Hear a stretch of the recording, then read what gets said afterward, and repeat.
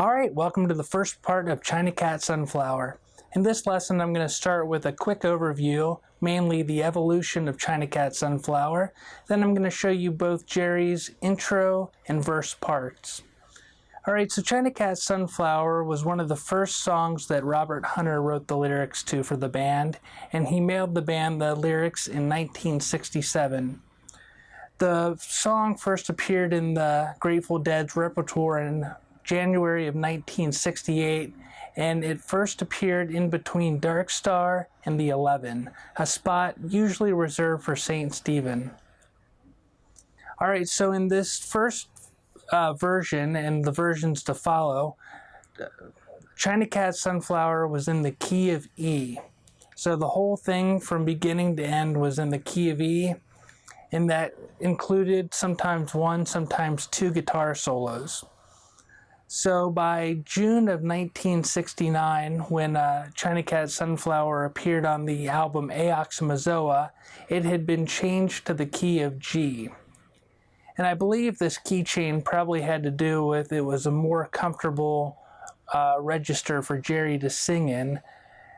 But so the song was in the key of G now, but for the guitar solo, it goes back, it modulates to the key of E. And also, when the song first appeared in between Dark Star and the 11, it didn't have the intro part that we know now. It just started with Bob Weir playing.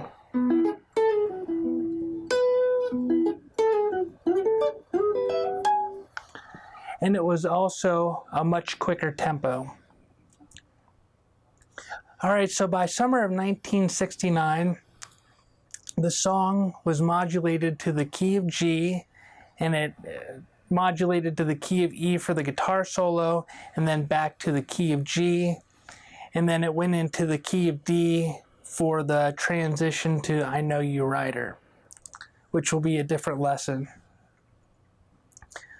Alright, so for the studio version and all the versions to follow, paired with I Know You Rider, the song, as I mentioned, is now in the key of G, and it's a little bit slower.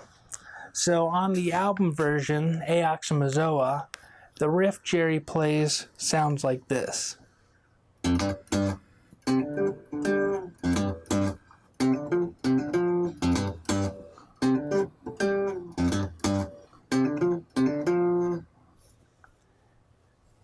So then that riff kind of evolves, and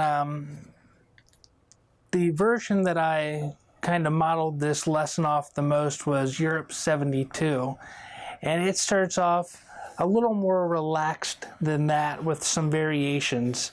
So it starts off like this on Europe 72.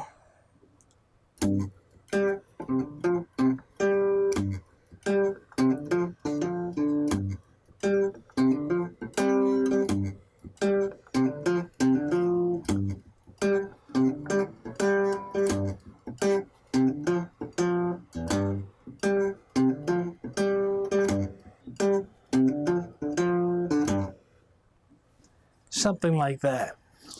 So I took a riff like that and I just made it one specific riff, and I'm going to teach that to you, and I'll show you some variations so you can see how Jerry just plays with it and improvises around that. Alright, so the chords, it's over a G chord. So the first part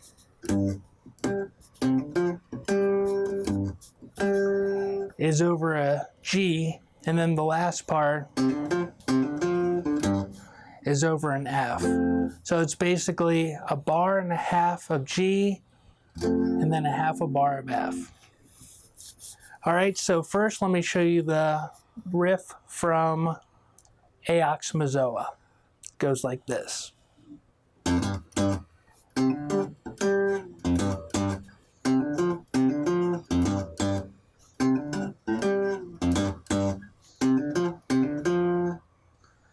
So we have a hammer on from the first to the third fret on the sixth string, so F to G, and we play 2 eighth notes. So we have,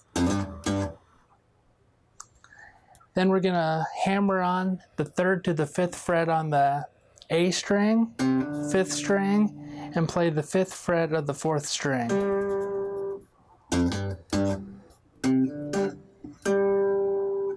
We then play the 5th fret of the 5th string again, 5th fret of the 4th string, and slide off to nothing. So we have, then we repeat that, and this time we have hammer on 3rd fret to the 5th fret, C to D on the 5th string, and then F, 3rd fret of the 4th string, and we do that twice. So the second part is, we put that together and we have,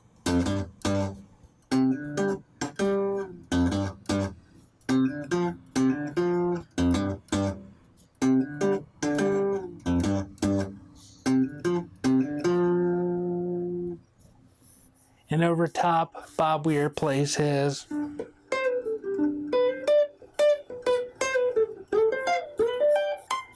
Which we will get to next.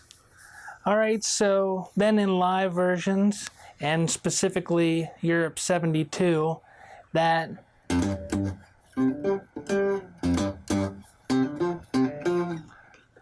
becomes a little less rigid and a little more just laid back, and it's obviously Jerry just improvises around that, and just lots of different variations. All right, so the part that we're gonna kind of do variations around, the riff I'm gonna give you looks and sounds like this.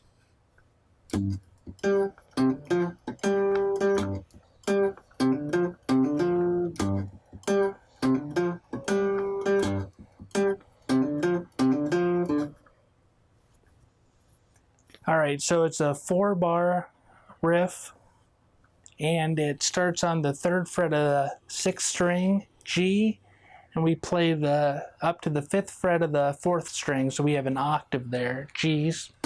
So we're gonna play the G on the low 6th string, followed by 2 just muted strings, and then the 5th fret of the 4th string, G an octave higher, so we have. Then we're going to hammer on 3rd to 5th fret on the 5th string, and then we play 3rd fret of the 4th string, so we have.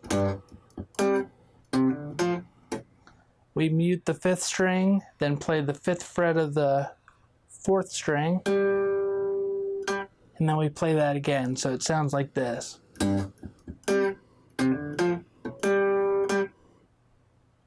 Again.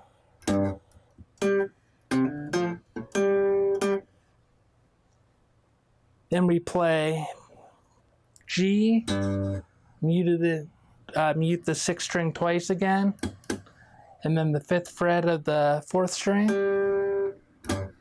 Then we're going to hammer on 3rd to 5th fret on the 5th string, and then play 3rd fret of the 4th string, and we do that twice.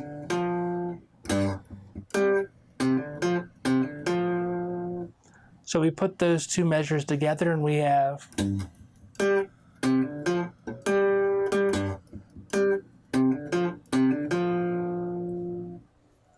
All right, then the next measure is the same as the first. And then the 4th measure, the last measure of this riff, is just like the 2nd measure, but after we play, we're going to play the 5th fret of the 5th string again. So we have. And then back to start the riff over again. So that whole thing sounds like this slowly.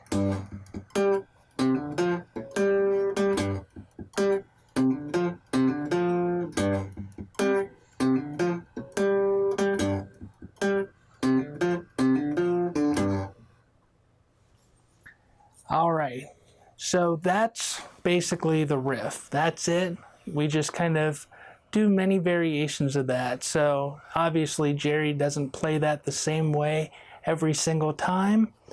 And as I mentioned, the Europe 72 version actually starts off like this.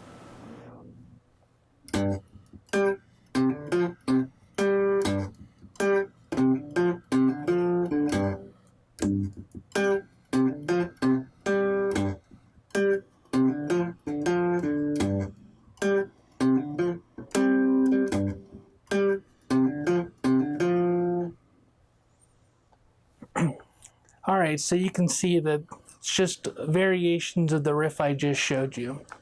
So we do that for just as long as, for the whole intro. So then Bob comes in with his part, and they just kind of establish a groove around that.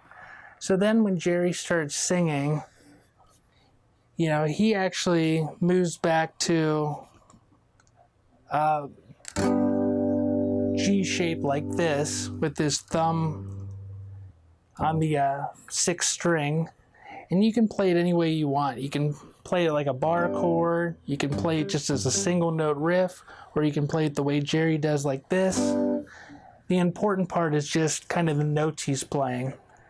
So what I did was I just kind of put together a riff, but it's important to notice that what he plays is based around what he sings. So it kind of just, if you listen to what he's playing and what he's singing, you can hear the way he accents and the notes he hits, even though they're just a couple notes he's playing, it rhythmically goes along with what he's singing. Alright, so here's what I'm going to give you for the verse part.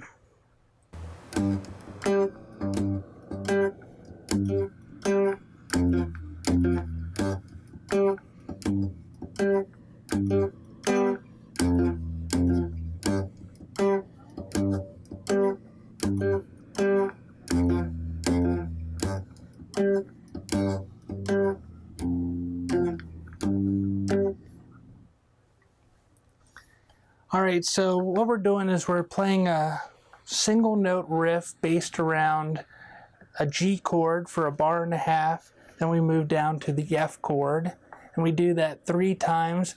Then the 4th time, the first measure is a G chord, and then we have half a measure of F, half a measure of G. So slowly, here's what I'm doing.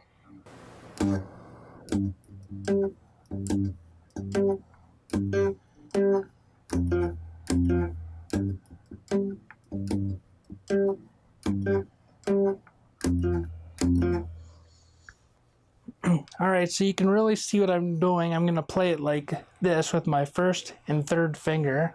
So we have 3rd fret of the 6th string, and then we play it 2 more times, and then the 5th fret of the 4th string. So we're playing G to G an octave higher. Then we have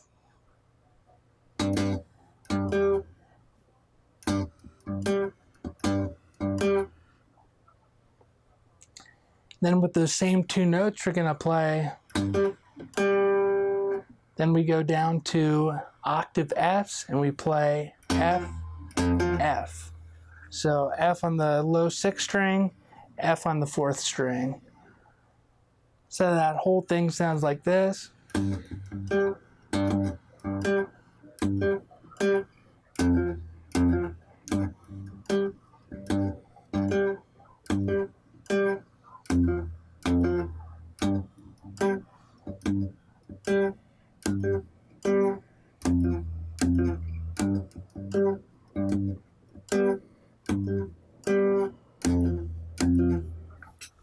Alright, and then the 4th time what we're going to play is we play the first part the exact same.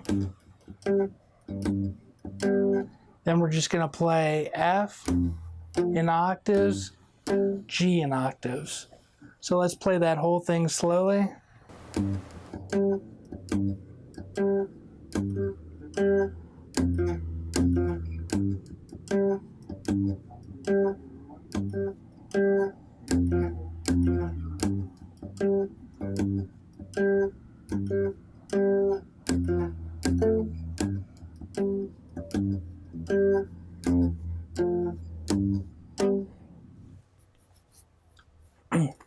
Alright, and that's the verse section.